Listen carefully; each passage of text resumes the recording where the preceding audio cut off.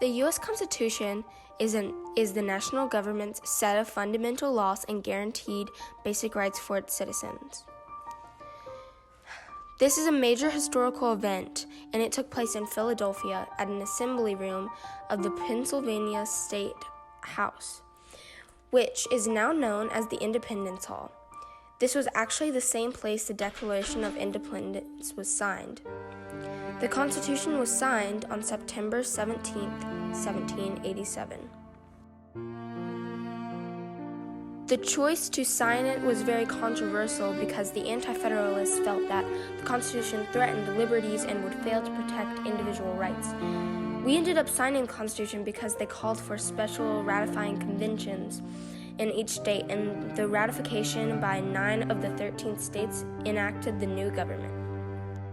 We need the Constitution for basic rules, rights, duties, directives, and citizenship.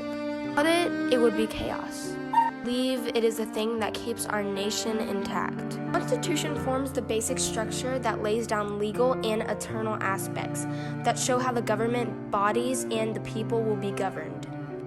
Some of the writers of the Constitution were James Madison, Alexander Hamilton, John Jay, Gouverneur Morris, James Wilson, John Dixon, Roger Sherman, Edmund Randolph, George Mason, Elbridge Gerry, Rufus King, and Richard Beeman. James Madison was an American statesman, diplomat, expansionist, philosopher, and a founding father who served as the 4th president. Alexander Hamilton was also an American statesman, as well as a politician, legal scholar, military commander, lawyer, banker, and economist.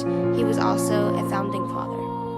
John Jay was a patriot, diplomat, founding father, abolitionist, negotiator, and the signatory of the Treaty of Paris, 1783. Gouverneur Morris was the signatory to the Articles of the Confederation in the United States Constitution.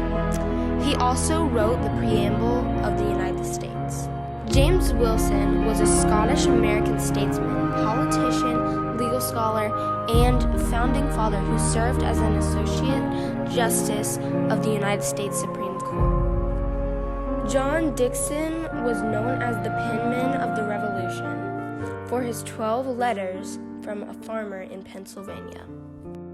All of these people were founding fathers and helped write the U.S. Constitution. I believe that you can't really have a functioning society without a set of coded laws. I agree with the Constitution because it's very fair, because everyone has to follow the Constitution, even the government. It is very important that we have the rule of law because without it, we would fall into 2 extremes, tyranny or anarchy. Yes, the Constitution is old, but it has contributed to today's society. It forms the rules of the United States government and its organization and is the surpassing source of law.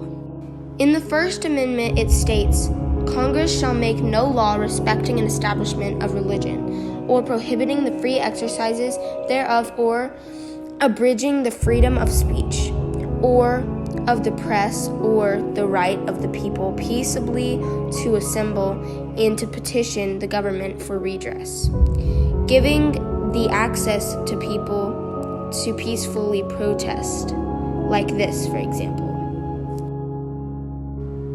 A protest is a statement or action expressing disapproval of or objection to something.